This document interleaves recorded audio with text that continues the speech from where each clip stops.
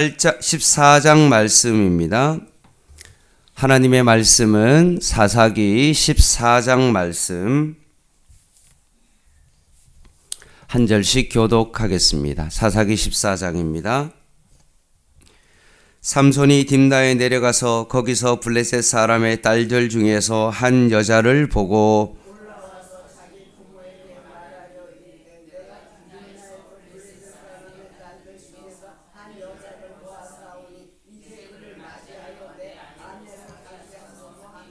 그의 부모가 그에게 이르되 내 형제 중에 딸들 중에나 내 백성 중에 어찌 여자가 없어서 내가 할례 받지 아니한 블레셋 사람에게 가서 아내를 맞으려 하느냐 하니 삼손이 그의 아버지에게 이르되 내가 그 여자를 좋아하오니 나를 위하여 그 여자를 데려오소서 하니라.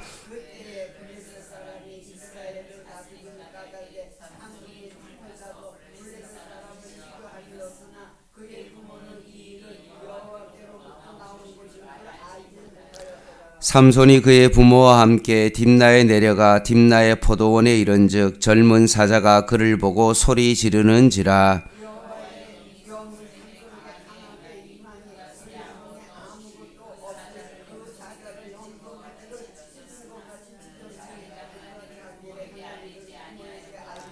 그가 내려가서 그 여자와 말하니 그 여자가 삼손의 눈에 들여었더라.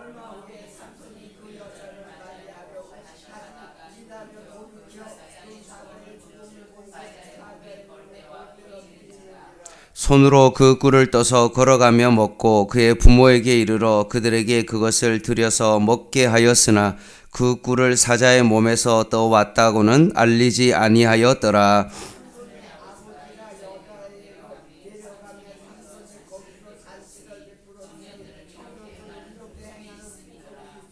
무리가 삼손을 보고 30명을 데려와서 친구를 삼아 그와 함께 하게 한지라.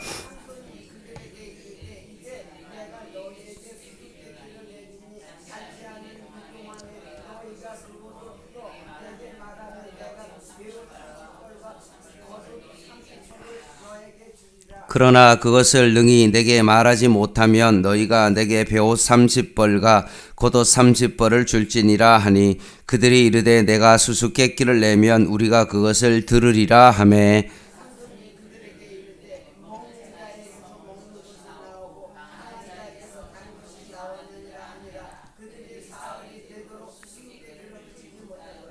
일곱째 날에 이르러 그들이 삼손의 아내에게 이르되 너는 내 남편을 깨어 그 수수께끼를 우리에게 알려달라 하라. 그렇지 아니하면 너와 내 아버지의 집을 불사르리라. 너희가 우리의 소유를 빼앗고자 하여 우리를 청한 것이 아니냐. 그렇지 아니하냐 하니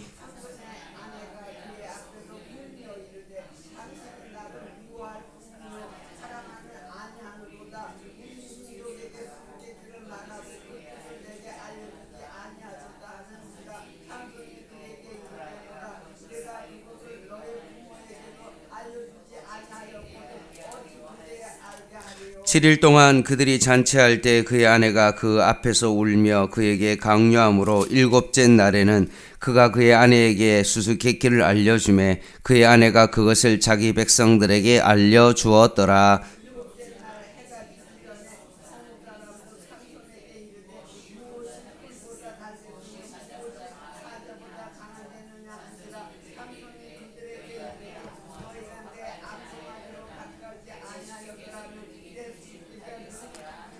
여호와의 영이 삼손에게 갑자기 임하심에 삼손이 아스글론에 내려가서 그곳 사람 30명을 쳐 죽이고 노략하여 수수께끼를 푼 자들에게 옷을 주고 심히 노하여 그의 아버지의 집으로 올라갔고 삼손의 아내는 삼손의 친구였던 그의 친구에게 준 바 되었더라. 아멘. 태어날 때부터 삼손은 하나님께 바쳐진 나실인이었습니다. 그리고 오늘 사사인 삼손은 결혼을 하게 됩니다. 1절에 보면 삼손은 블레셋의 딥나라는 마을로 내려가서 블레셋 사람의 딸들 중에서 한 여자를 보았다고 합니다. 성인이 된 삼손에 대한 첫 이야기가 바로 블레셋 딥나에 가서 그 여인을 봤다라는 그 말로 시작됩니다. 그리고 삼손은 부모에게 와서 그 여자를 아내로 삼게 해달라고 요청을 합니다. 그러나 삼손의 부모는 그렇게 할 리가 없죠. 왜냐하면 삼손은 나실린으로 하나님께 드린 자이기 때문에 그렇습니다. 그런데 4절에 자세히 보면 그때 블레셋 사람 이스라엘을 다스린 까닭에 삼손이 틈을 타서 블레셋 사람을 치려 함이었으나 그의 부모는 이 일이 여호와께로부터 나온 것인 줄을 알지 못하였더라라고 말씀합니다. 쉽게 말하면 삼손은 자기 눈에 좋은 대로 블레셋 여인을 아내로 맞이하려고 했지만 거기에는 분명히 하나님의 뜻이 있어서 그 삼손의 실수를 통해 블레셋을 치려고자 하는 하나님의 깊은 뜻이 거기에 들어있는 것입니다. 삼손의 잘못된 선택마저도 삼손이 블레셋 여인을 좋아하는 그 마음까지도 하나님께서는 그것을 사용하셔서 블레셋 사람을 치기 위한 도구였다는 말씀입니다.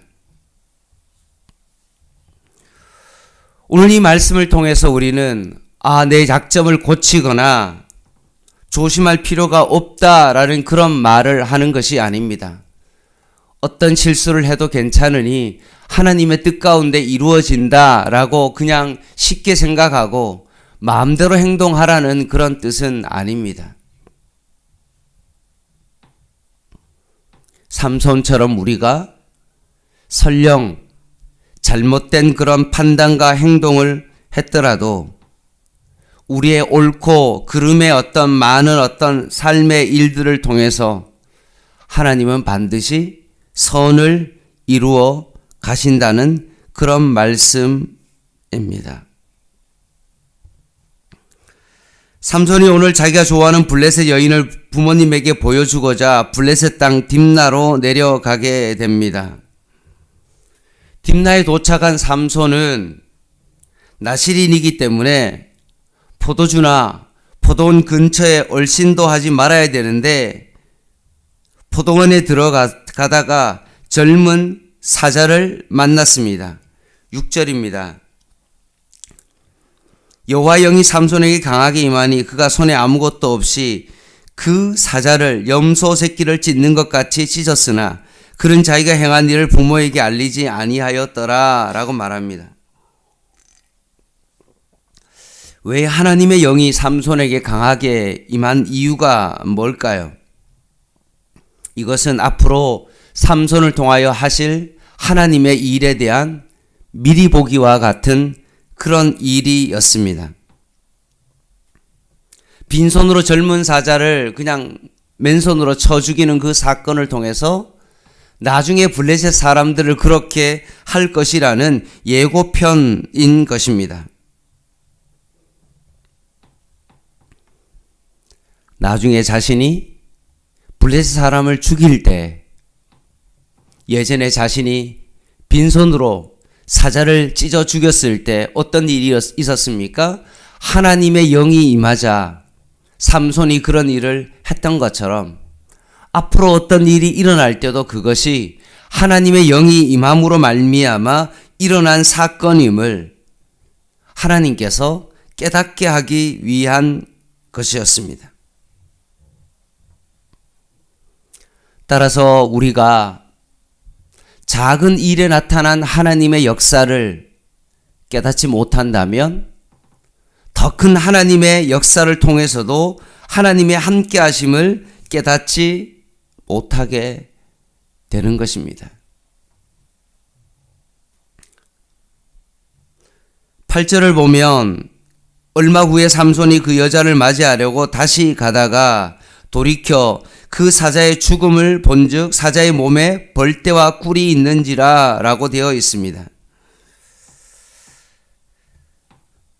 삼손이 블레셋 여인을 보려고 딥나로 다시 내려가다가 예전에 자신이 손으로 찢어서 죽인 사자가 어떻게 되었나 궁금해서 다시 포도원에 들어갔습니다.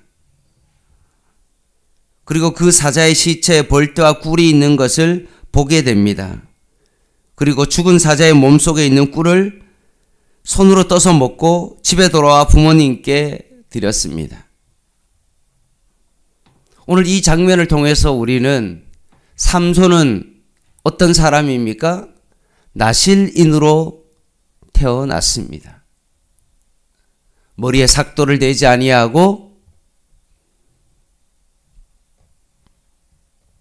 시체를 가까이 하지 아니하며 포도주와 독주를 마시지 말아야 되는 그 사람이 오늘 나실인으로 하지 말아야 될 그런 일을 한 것입니다. 점점 삼손은 나실인으로서의 어떤 그 모습을 지금 잃어가고 있는 그런 상태입니다.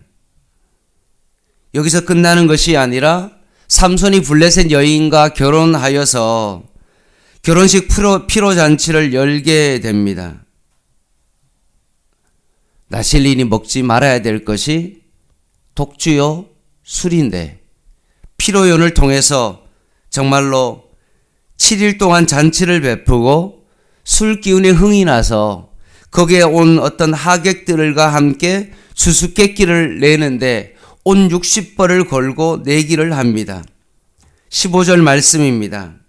일곱째 날에 이르러 그들이 삼손의 아내에게 이르되 너는 내 남편을 깨어 그 수수께끼를 우리에게 알려달라 하라. 그렇지 아니하면 너와 내 아버지 집을 불사르리라. 너희가 우리의 소유를 빼앗고자 하여 우리를 청한 것이 아니냐. 그렇지 아니하냐 하니 라고 되어 있습니다.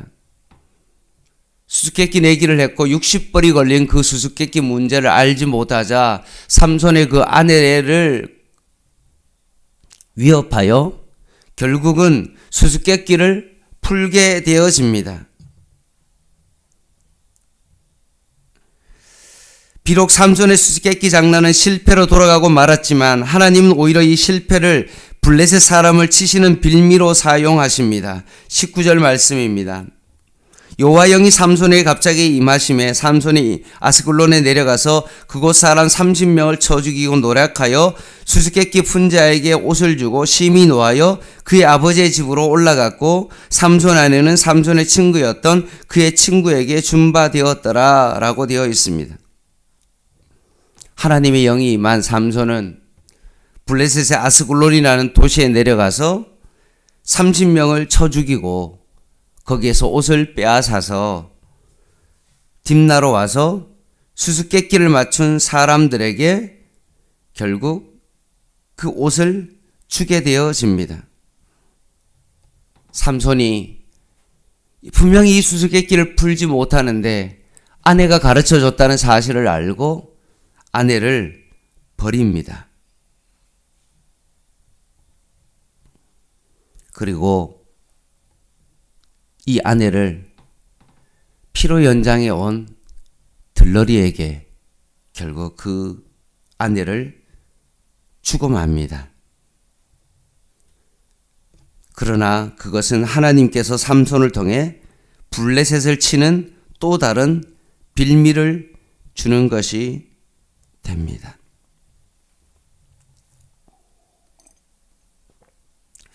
말씀을 마무리하겠습니다. 삼손은 지금 자기 눈에 보이는 대로 자기 좋은 대로 육신의 정욕과 안목의 정욕에 따라 지금 행동하고 있습니다. 그런 삼손에게 하나님의 영이 임하자 결국 그것을 통해서 하나님은 삼손에게 역사하셨습니다. 사랑하는 성도 여러분, 우리가 하는 모든 행동들에 있어서 그것이 성공이든 실패이든 관계없이 그 모든 것들이 하나님의 섭리 가운데 있다는 사실을 우리는 기억해야 됩니다. 우리는 하나님의 섭리를 결코 거스르지 못한다는 사실이죠. 만약 블레셋 사람들이 그 수수께끼를 풀었든 풀지 못했던 관계없이 하나님의 역사는 반드시 이루어지는 것입니다. 삼손의 잘못된 행동을 통해서 결국 하나님은 하나님의 역사를 이루고 있는 것입니다.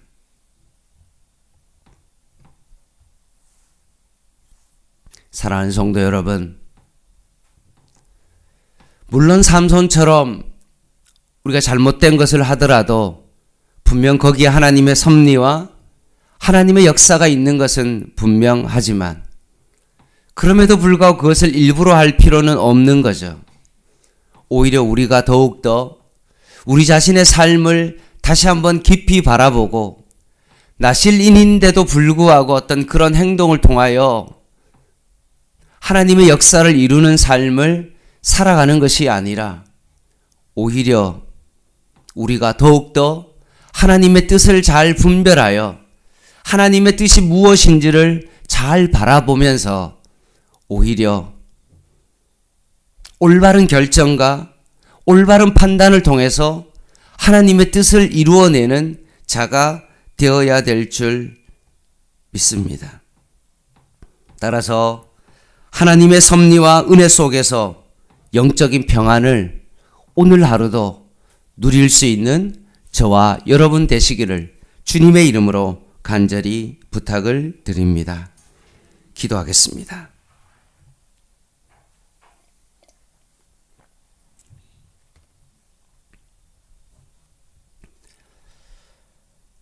하나님 아버지, 오늘 삼손을 통하여 인간의 참으로 연약함을 보게 되어집니다.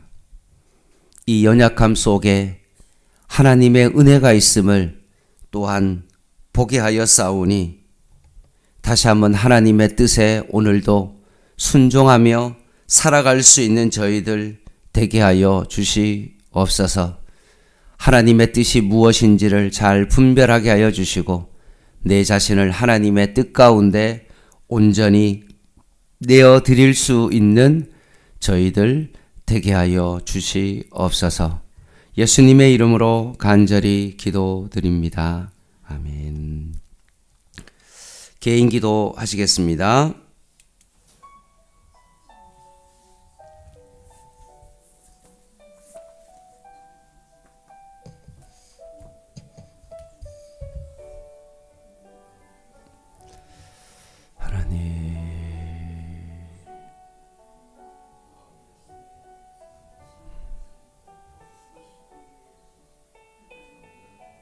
하나님,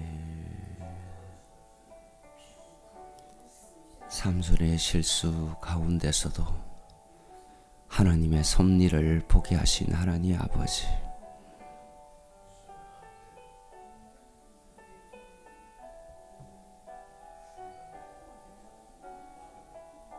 사람이 자기의 마음으로 자기의 길을 계획할지라도 그 걸음을 인도하시는 하나님을 다시 한번 깊이 바라봅니다.